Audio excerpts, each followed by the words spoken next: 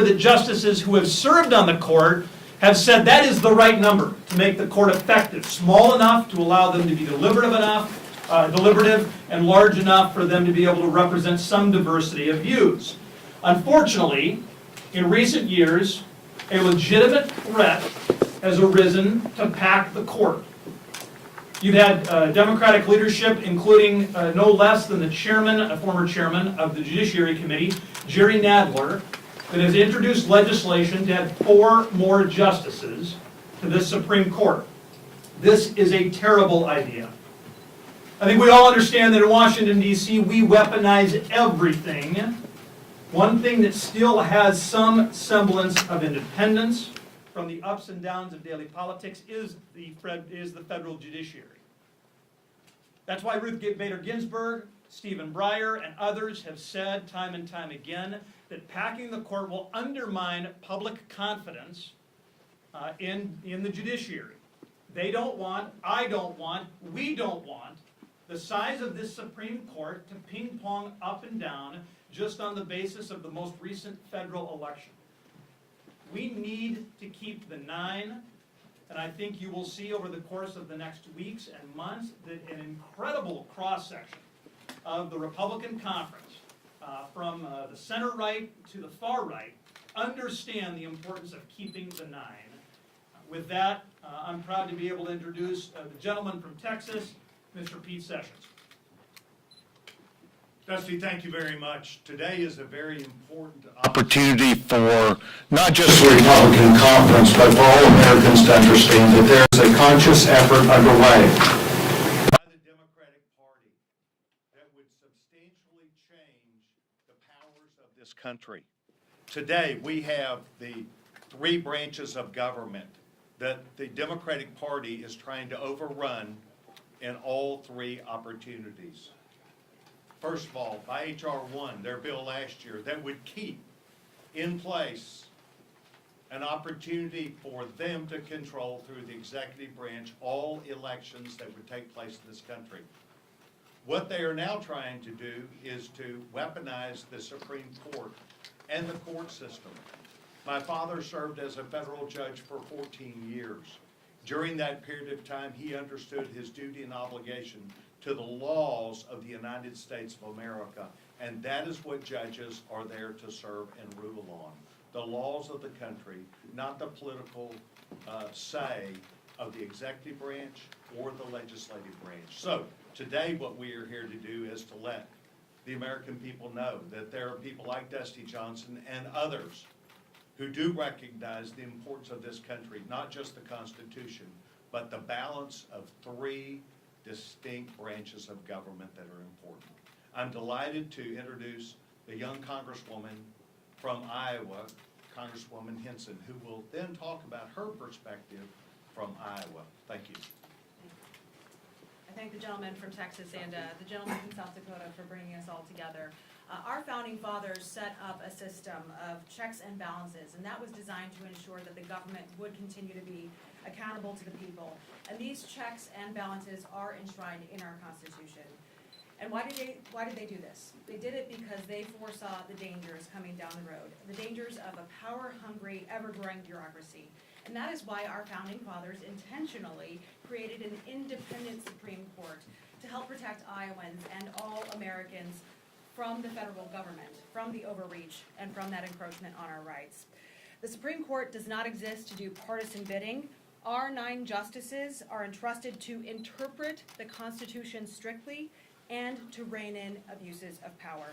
But, again, we are hearing these increased calls from those on the left. They want to pack the court with justices that will be activists, justices that will try to legislate from the bench. They will undermine this sacred institution, and they will also undermine our Constitution. Our Supreme Court has remained 9 for over 150 years, and it is time we solidify this number, make it our law, and protect the independence of our highest court. The Supreme Court must stay at 9 justices. Adopting the Keep the 9 amendment will send a very powerful and important message at an important time. We want our judiciary to remain independent. We value our liberties in this country, and we will always safeguard our Constitution. And now it's my honor to introduce the gentleman from Florida, Representative Greg Stubbe. Thanks, Ashley. When Democrats lose, they try to change the rules. So when they had single power in the House, in the Senate, and in the White House, there were calls to change the makeup of the U.S. Supreme Court because it was the only backstop to their horrible, unconstitutional policies in this country. So what's their solution to that problem? Let's pack the court. You heard calls after calls. Jerry Nadler and others stood in front of the U.S. Supreme Court and calls to expand and pack the court because their unconstitutional things that they tried to do in this country were being thwarted by a constitutional court. We stand up here to get today together to keep the 9. And that's what the Republican conference is going to sit together and fight for, because we believe in the history of this country. We believe that you shouldn't use political weaponization to try to change the outcome of the court for political purposes. They need to remain separate, and we should keep the 9, and I stand with my colleagues to do that. Now I introduce Representative Moran from Texas.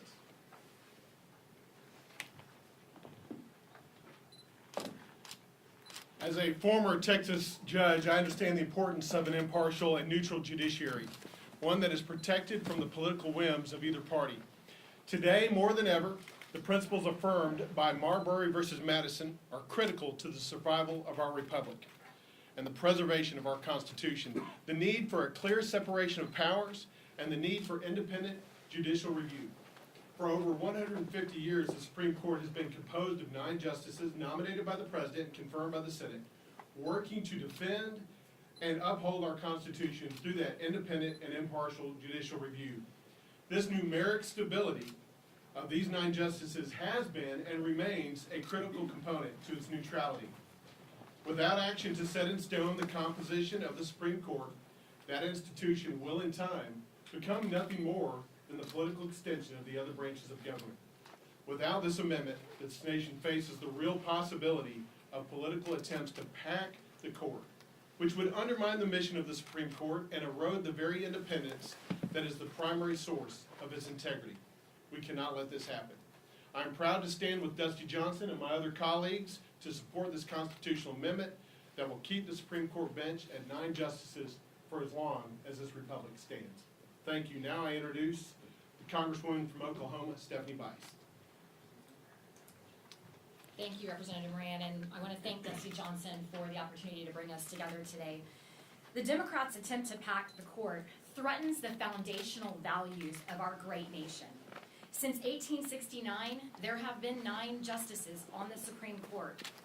Until recently, politicians like President Joe Biden opposed packing the court because it would completely uproot our institutions. As was mentioned, even Ruth Bader Ginsburg said, and I quote, "I think that was a bad idea when President Franklin Delano Roosevelt tried to pack the court." She also stated, 9 seems to be a good number, and it's been that way for a very long time. This should not be a partisan issue. However, it's no coincidence that Democrats have pushed to add justices, especially as recent court decisions haven't gone their way. But this is not how democracy works, and this is not how America works. Regardless of political stance, Americans should have basic trust in our historic institutions. That is why I am proud to support my friend Representative Dusty Johnson in this resolution to keep the 9. It is essential that we protect the integrity of the Supreme Court and keep it away from political power grabs. Thank you, and it is my honor to introduce my friend and classmate Jerry Carl from Alabama. Good morning. I appreciate the press corps showing up this morning. You know, the last 2 years I've been here, there's not much, very few things here that are stable. But our Supreme Court has always been stable. For the last 150 years, whether you agree or disagree with their ruling, they have stayed stable. Now we're in a situation that we feel like the Democrat Party is attacking the Supreme Court. We have got to get an upper hand on this. We, the people, the voters, have got to step out and make noise and let their legislators know in the Senate and the House how they feel about this. Packing these courts is wrong. It has worked for 150 years. Let's keep it the way it is. Let's put the best, brightest minds we can get on the bench, and let's keep at least one thing stable here in Washington, D.C. With that said, I would like to introduce my good friend from South Carolina, Representative Rusty Fry.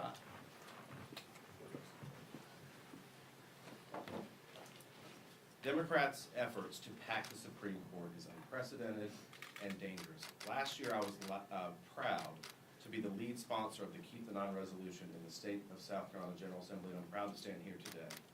You know, for 150 years, our Supreme Court has stood the test of time and has been a beacon for our country, a stabilizing force. The only attempt to change the court now is only a power grab, and we need to recognize it for what it is. So I'm proud to be part of this great collaboration of congressmen and women, and I think that it is very important that we keep our institutions sacred, that we honor our founding fathers by keeping the court exactly where it is, at 9 justices on the Supreme Court. Thank you, and at this time I welcome Mr. Glenn Groove.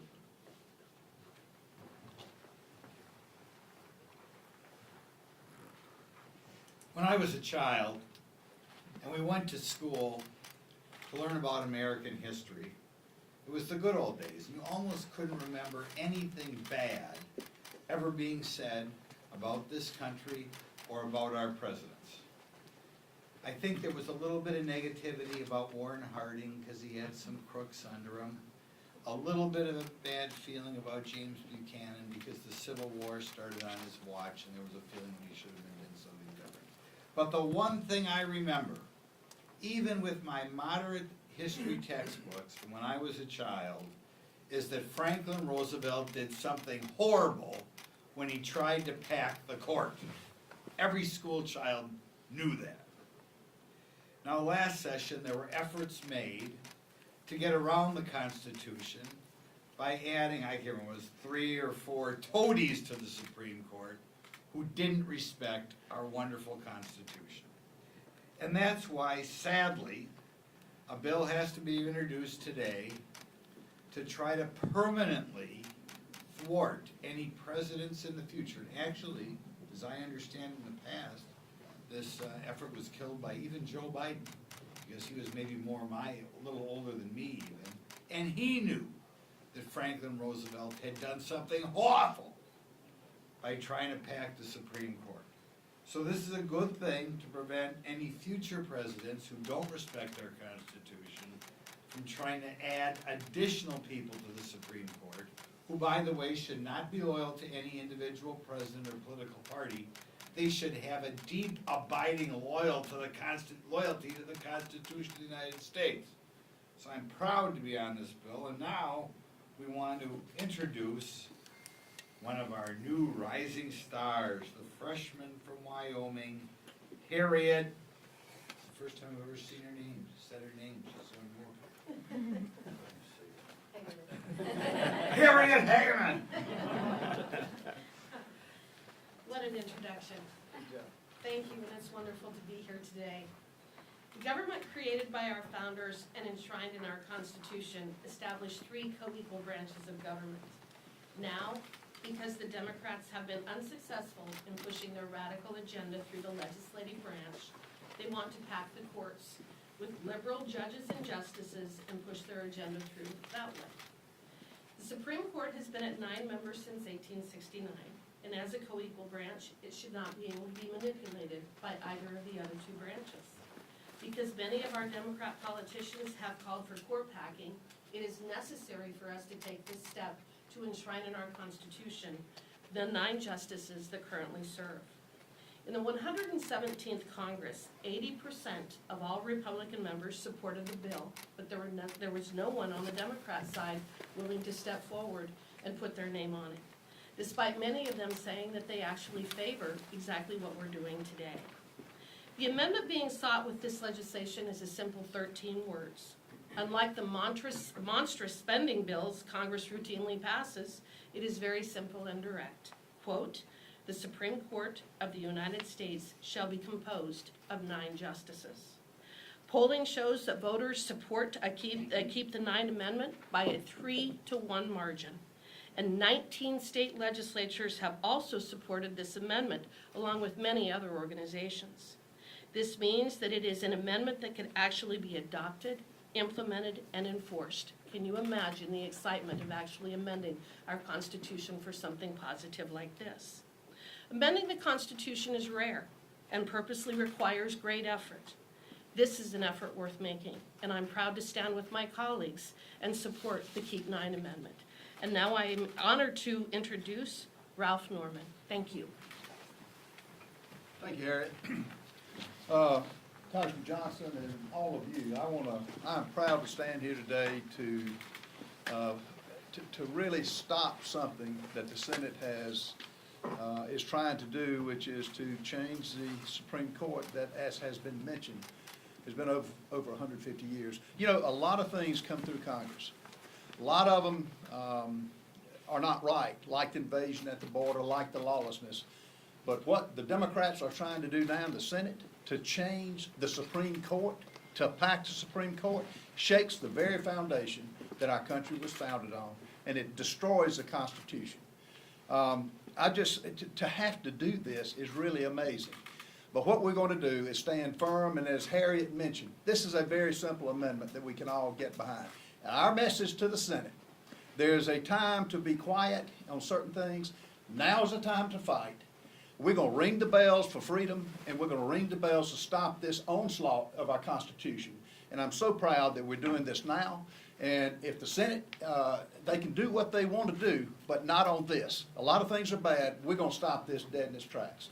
It's my honor to introduce Mike Garcia to speak next. Well, it's an honor to be here. I want to thank Dusty for this actually very important amendment. You know, as human beings, we have this instinctual desire to win, to get what we want. As kids, when we lost, we would ask for a do-over. If we didn't get what we want, we would cry, that's not fair. And that's really all this desire to pack the courts is. This is a continuation of wanting to do things to change the rules so that the Democrats can actually succeed with their agenda. This is akin to wanting to end the filibuster in the Senate because they can't pass bills there. This is the same thing as wanting to make D.C. a state to try to fortify their majority. This is the same as trying to federalize election laws because they're fearful of losing their majority in both chambers. And it's effectively the same thing as changing the definition of recession so that you don't have to admit that you are in a recession, or saying that the border is secure when we all know it is in fact not. So this amendment will allow us to stay true to the values and the principles of this country, to a formula that has worked with 9 justices on the Supreme Court. And we have to resist this temptation to change the rules simply because we don't like the outcomes of some of the rulings in the Supreme Court. That's true for both parties. And if we lose a baseball game at the end of 9 innings, we don't add innings. We don't add more than 9 innings to a baseball game. We should not be adding more than 9 justices to the Supreme Court. And now the honor of introducing the powerhouse of Texas, Ms. Beth Van Dyke. Last Congress, we saw a Democrat-led administration attempt to add more members to the Supreme Court because they didn't like the decisions that were coming out of the more than majority of Republican justices that were on the bench. We had a Democrat Party that had control of the presidency, the House of Representatives, and the Senate, and yet it wasn't enough. This was all about control. This was all about extending their control beyond the time that they would be in office to the extent that they can control the Supreme Court. When they didn't like the outcome, they were going to change the rules. When we saw the court packing case with President Roosevelt, he attempted to manipulate members of Congress to support it. Hatton Sumner was approached and told that he would get a spot on the court if he agreed and helped to push through and whip the votes necessary.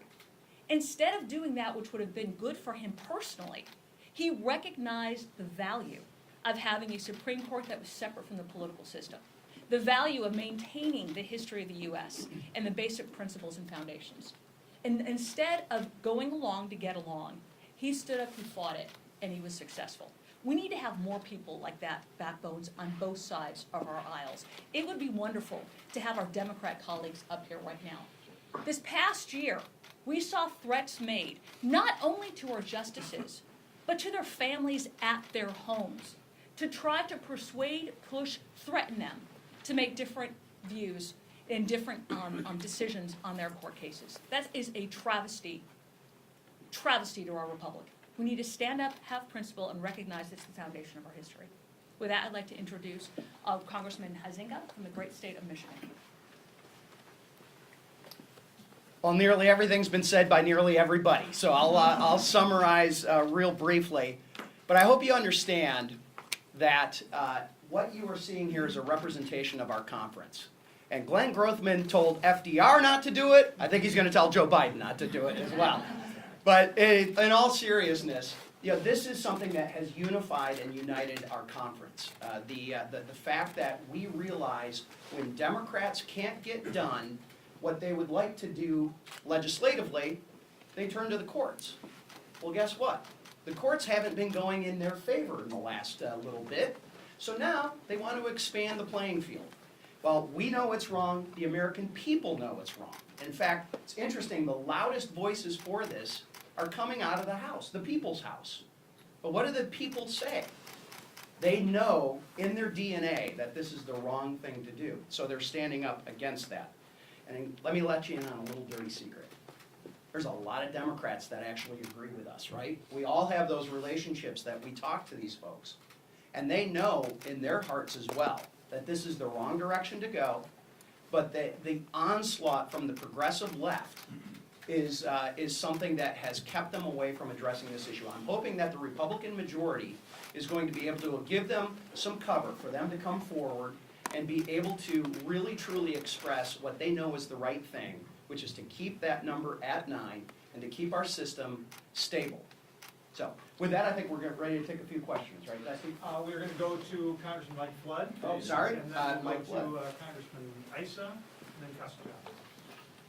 One of the most famous members to ever serve in Congress, both in the House and the Senate, was George W. Norris from Nebraska. He served alongside FDR, and in that time he said, quote, "The people can change Congress, but only God can change the Supreme Court." That was the sentiment of Congress over 100 years ago, and it remains a sentiment today. I stand strong. I want to thank Dusty Johnson for having us here today, our neighbor to the north in South Dakota. It's really sad that we even have to do this. If you think about where America's at, that somebody would consider packing the court to get the outcomes that they want. I don't want to say any more than that because I think there's still speakers to go, but I appreciate being part of this and look forward to this passing. I guess we are at that point where everything has been said, but not by everyone. Before I introduce the gentleman from Tennessee, I think I just want to share with you a little background that you may not have yet heard or seen. In the last Congress, I served as the ranking member on the Courts Committee, ultimately where a bill of this sort would go through. And my ranking member, my chairman, was Hank Johnson. And I'm not going to use any things about the things that he has said previously, but in this case, speaking about the court as he introduced a bill to add 200 judges all at once, he said, well, Trump packed the court, it's our turn. That was even separate from the effort to add to the Supreme Court.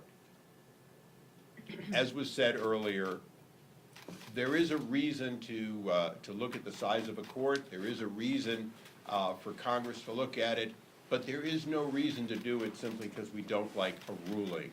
I don't like the Ninth Circuit, but it doesn't change the fact that those judges over time change based on presidents and the Senate.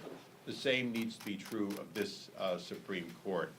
So as I look forward to potentially having Hank Johnson as my ranking member and Jerry Conley as ranking on the full committee, I can't forget that they didn't just want to pack not more than 9 at the Supreme Court. They wanted to add basically 25% overnight to the district and appellate courts so they could get what they wanted to get. That's wrong. It would be wrong for Republicans. It remains wrong for the other party. And with that, the last, and definitely you're going to wrap this up, right? The gentleman from Tennessee. Thank you, Mr. Ice, and thank you, Congressman Johnson, for bringing us all together today. I think that I'm the last Senate-confirmed U.S. attorney in the House of Representatives. And the thing that we all know, we all like rules, we all like procedures, and we like precedent. And what we've seen over the last 2 years when Democrats threaten to disrupt that is that the rules are the rules until the rules aren't convenient. And that's when they talked about packing the court. I think Glenn Grothman said it exactly right when he talked about our nation's history. When we hear from our constituents, they like our principles, they like the precedents. And the precedence is, historically, to keep the court, to keep the United States Supreme Court at 9 justices. We hear this message from our constituents, the Democrat members do too. We need to keep that precedence. We need to keep the court at 9 members.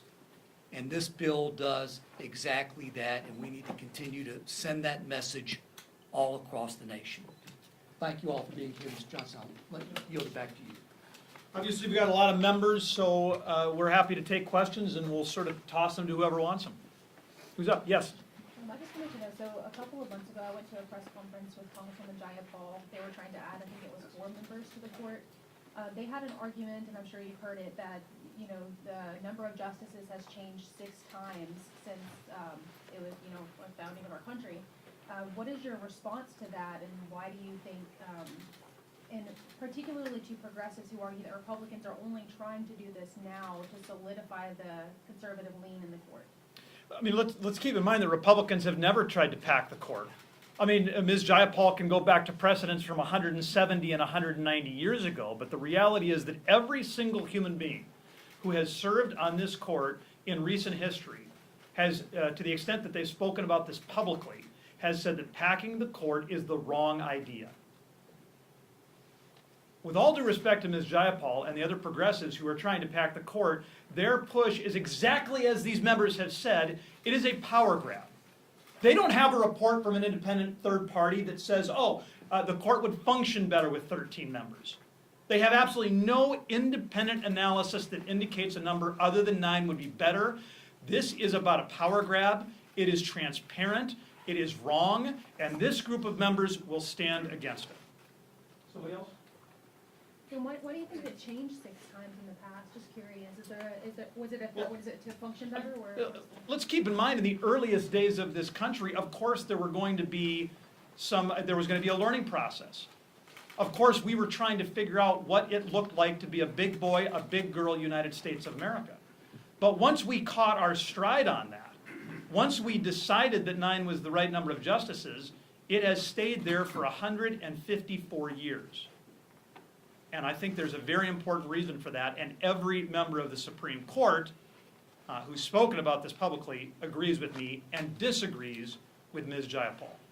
And I'm going to quit answering questions, so others have got to pop in. I'd like to answer it from a technical standpoint. I said in my little short statement that, in fact, we can have that consideration. We have had that consideration over these last 150 years an amazing amount of times. That's the reason that we have all of our circuits. When our country was young and George Washington got to pick 7 Supreme Court justices all by himself, and then several of them quit during his 8 years and he had to pick more. So he picked more than any other president will ever get to pick. He literally packed the court by definition. At that time, those justices also sat down like district judges and heard cases. They called it riding circuit. They were essentially the district court, the appellate court, and the Supreme Court. As we evolved and created district courts and appellate courts, we did so to take the workload and the decision process and the appeal process and put it out there. Today we have the equivalent of something like 80 Supreme Court justices. The difference is they're at the 9th, 8th, 7th, 6th circuits. They are there making those decisions. It's the reason that we have functioned very well with 9 justices for more than a century, is that in fact we made a decision and the justices participated. They don't ride circuit anymore. They in fact do the opposite. District judges sit on the appellate court from time to time.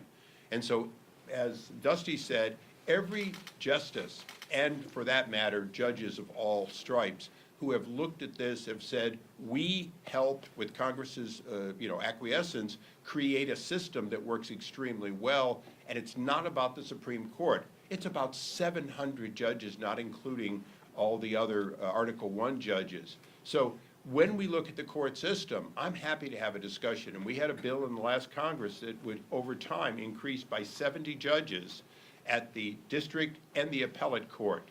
That came from a conference that the Chief Justice sits on. He did not ask for more people at the Supreme Court. He did ask, and we offered on a bipartisan, bicameral basis, a change in the court where it needs to happen, and to do it over time so that no one Congress and no one president would automatically increase by 70 or 10% of the court. So the people who say they have that, as Dusty said, the problem is they don't have any technical basis for it, and they don't have any historic basis.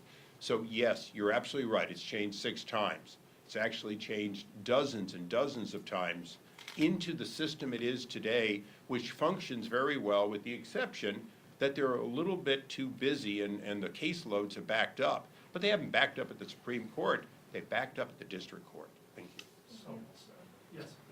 Recent polling shows that the American public's trust in the court is at an all-time low. Do you think passing, a partisan bill supported by Republicans that many argue is to cement a status quo that's favorable to conservatives, do you think that that hurts the perception of the court as not being balanced? Let's flip the coin. Is packing the court with one president on a partisan basis with a partisan Senate going to turn that sentiment around? I don't think so. There is a lot of distrust in various levels of government, local, state, federal, as well as our courts. We've seen this with the attacks on the police and law enforcement. So there's a lot of doubt and mistrust. I just don't see how gaming the system and changing it to pack it with, as Darrell was rightly noting, history's inconvenient sometimes, right? And it's inconvenient for them when they're trying to make this argument. And so I would ask the question, if we flip that equation around, how in the world would be adding and literally packing the Supreme Court on a partisan basis somehow going to magically turn that sentiment around? I just don't see that. Anyone else? Okay, questions? Why now? This is interesting timing. How are you communicating with the Senate side at all? We were busy on January 3rd, 4th, 5th. Yeah, I understand that. Everything's going on. But in all fairness, we were having this discussion in the minority, right? This isn't a new issue for us. We were having this discussion 2 years ago when the House of Representatives was in the minority and the Senate was at 50-50.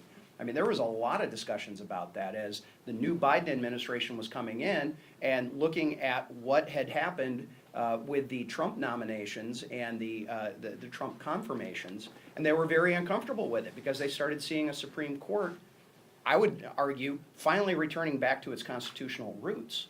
And so now this is not a new effort, but it's going to get some volume, it's going to get some emphasis with us in the majority, and hopefully the Senate will be paying close attention to it. I do believe that they are. Again, as I've said, we all have Democrat friends on the other side of the aisle who kind of quietly will go, yeah, this is not a good idea. Because they understand that worm turns at some point politically. And you look at what happened in the Senate with the nuclear option on filibuster discussions, you look at what they've done at various levels, and we're seeing some of that happening here in the House of Representatives now. Precedents that Speaker Pelosi had set is now coming back, and they have to live under the same rules and expectations that they created in the last 4 years. Harriet and Beth, both are stepping forward. Let's go Harriet and Beth. Just very quickly, this isn't. Practiced it. I actually have practiced before the United States Supreme Court quite extensively. I've been an attorney for almost 34 years. This isn't something new. The state legislators have been taking this up for several years now. So the fact that we are also pursuing it at the federal level doesn't mean that this is a new idea. As I indicated in my remarks, there's over 19 state legislators that have already adopted a keep the nine type of approach. So it's not anything new. It's just something that we're addressing at this point because it's the Democrats who are talking about packing the court. Well, and I wanted to make sure that that was clear. When you say why now, why time? We're not bringing this fight up. We're not saying that this is out of nowhere. This is in direct response to the attack that the Democrats are saying by forming a committee to pack the court by more than 4 members, simply to allow Joe Biden an opportunity to pack the court with 4 very progressive members of the court. That's it. This was not our timing at all. But I think it's really important that when this was first brought up, you did have a number of members of this body that said exactly what you're hearing today. This is not new, but we did not bring this fight. We did not bring this up. We brought this up because you've got Democrats who were not happy enough to have the House, the Senate, and the presidency. They wanted to make sure that they had total control of the courts as well. A follow-up on what she asked, has there been discussion with the Senate about this? Because, I mean, is it gonna get through a Democrat-controlled Senate? Yeah, first I would underline what Bill said, and that is that I have had conversations with Democratic members in the last Congress. And those conversations were maturing, and I thought we were getting to a point where this could become a bipartisan bill. The nomination of Justice Brown Jackson, though, I think created quite a political conversation. It made it frankly more difficult to talk about reform of the Supreme Court in a conceptual way. And as far as the Senate, I have had some conversations with some Senate members. Their sense is, listen, if you guys can get your act together in the House, then we'll take a serious look at it in the Senate.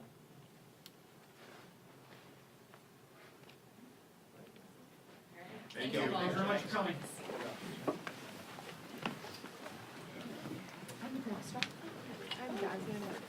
Oh, great, okay.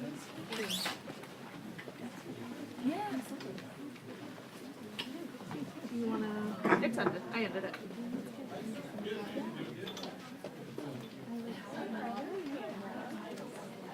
Yeah, that was a huge help.